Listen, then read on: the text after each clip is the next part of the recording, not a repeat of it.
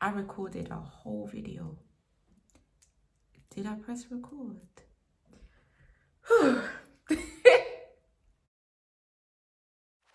Terry Louise, let's go!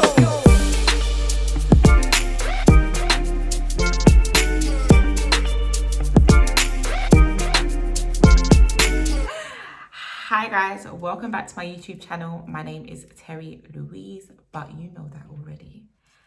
How are you doing? I was just talking and it wasn't recording. Anyway, in today's video, I'm going to do a brief Q&A regarding myself and my journey with multiple sclerosis so far. I put out on my Instagram that, I wanted a few questions and I got some really good feedback. So I'm definitely grateful for you all. I am a multiple sclerosis fighter. I got diagnosed in March of 2016 and I have literally been advocating for the disease ever since. So let's get into the questions. First question, you said your MS happened in reverse. What does that mean? So normally with MS, people's mobility decreases as time goes on. So they could start off fine, walking normal, get diagnosed, and they could maybe have a relapse and that causes them to lose a bit of mobility. And they could either be given like walking aids or stuff like that. And that is how it progresses. Whereas that is how mine started. So when I got diagnosed, I was already in a phase of paralysis. From the waist down, I had no feeling. I was just there. However, now I'm back on my feet. So I had my worst days before I had my better days, and I can't wait for my best days. So yeah, that's what I mean when I say it happened in reverse. How did you find out? So I think over the course of about 7 to 8 months, I went to many different neurological appointments. I had different MRIs. And I caught the flu. And then, so the hospital that carried out the MRI didn't tell me that I had it, even though they found out that I had it in the December of 2015. But that is a whole different video for maybe when I've got wine, because I drink wine. Yeah, I do. And I literally caught the flu and I felt my body shutting down, and that was obviously the initial stages of the paralysis.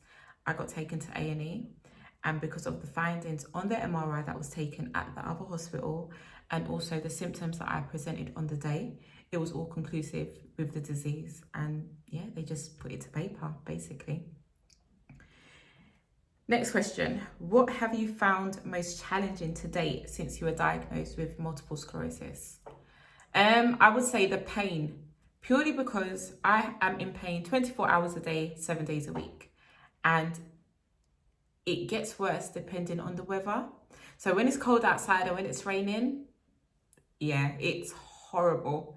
But when it's warmer, depending on the type of heat, and it's so crazy because if I'm, for example, in the West Indies or in a country where hot climate is normal, I don't even remember I'm sick sometimes. But you see, when I'm here and it's too hot, global warming, it's not that it increases my pain, but it literally drains me. So I feel like I feel the pain a bit more. It's so strange to even try and comprehend it. But yeah, I would say my pain is the most challenging thing to date in dealing with, my multiple sclerosis diagnosis. Next question, when or have you explained the disease to your boy? Right, so I've got a 12-year-old and when I got diagnosed, he was 6. And I didn't explain the whole disease to him. I just explained what I was dealing with in the moment. And I explained it in a very, very, very layman's term so that he could understand it, but then still not feel fearful. Fearful because my brother has it and he watched his uncle Dan deteriorate in like a really tiny space of time. So I didn't want to scare him into thinking that that could possibly be what mummy was going to be dealing with as well. So literally, as things arise, we had a little chat, nothing too formal. Or there would be days where he'd notice that I was in bed for maybe a bit longer, and he'll be like, Mum, are you in pain? And obviously now that he's older, he's got a better understanding and he knows about my hospital days.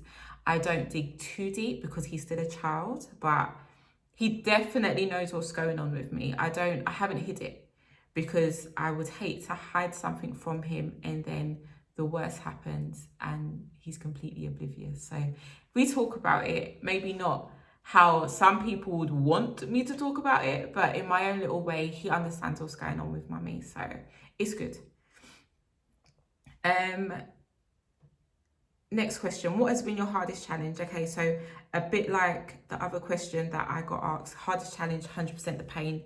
Another challenge I would say was obviously getting back on my feet properly.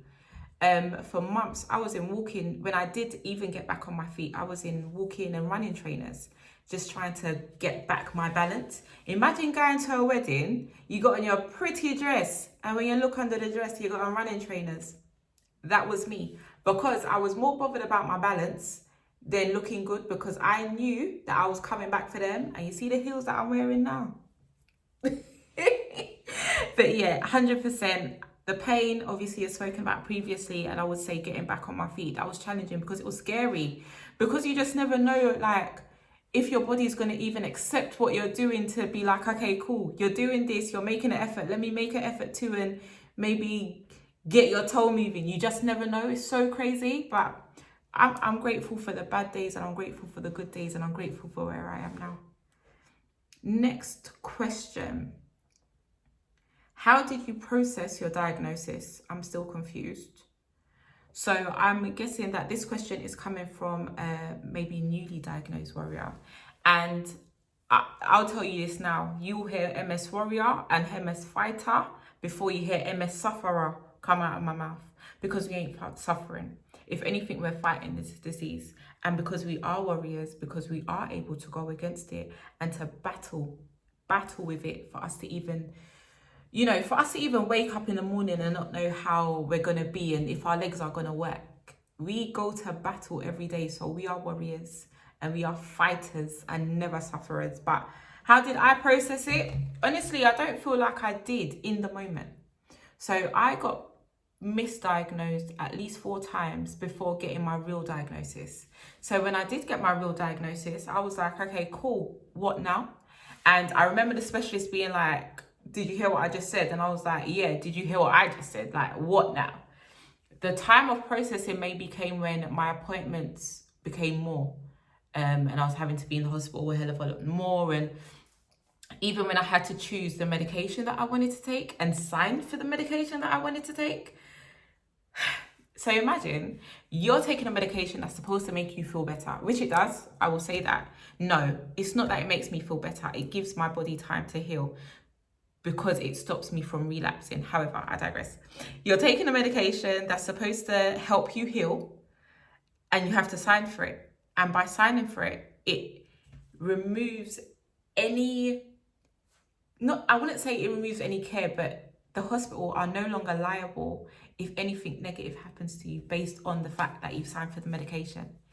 Do you know how crazy this is? Anyway, the medication I take, though, it is to stop any new lesions. Lesions are what we get on our brain and our spine, and they're irreparable. So the medication helps to prevent it from happening, and then it allows your body to heal from whatever might have been happening. So whether you had a flare-up or a relapse, the medication I'm on, it allows your body to be like, okay, cool. I don't need to worry about anything new. I can now focus on what's already happened and see if I could bring it back into a better space. What's one scripture that kept you? I would say the one scripture that kept me, I would say Psalms 118. So Psalms 118 says, give thanks to the Lord, for he is good and his love endures forever. Now, what you might see on my YouTube channel, you might be thinking, why does this girl know about scripture verses, please? My daddy is a pastor. And my foundation is that of one in the church. And even though I may not be your most active Christian, I know where I'm coming from. I appreciate where I'm coming from. I am proud of where I'm coming from and where I'm at now. So it always goes back. And like I say, when adversity comes in my direction, prayers are precious, and I stand by that, and I will continue to stand by that. Anyway, I hope you've enjoyed this video. Guess what? I'm not editing that out. That's staying. Yep, something dropped. Anyway, I hope you've enjoyed this video. I hope you'll come back because there'll be more videos, and I'm definitely going to be consistent. I know I said it in February, but guess what I didn't do? I didn't specify what month my consistency was going to start. It starts now. Have a good day. Subscribe if you haven't subscribed already. Like this video even if you don't like it. And if you don't like it, tell me why not in the comments so I can try and improve something for you. Kinda. Anyway, I'm gonna go now. Have a good day. Stay blessed always.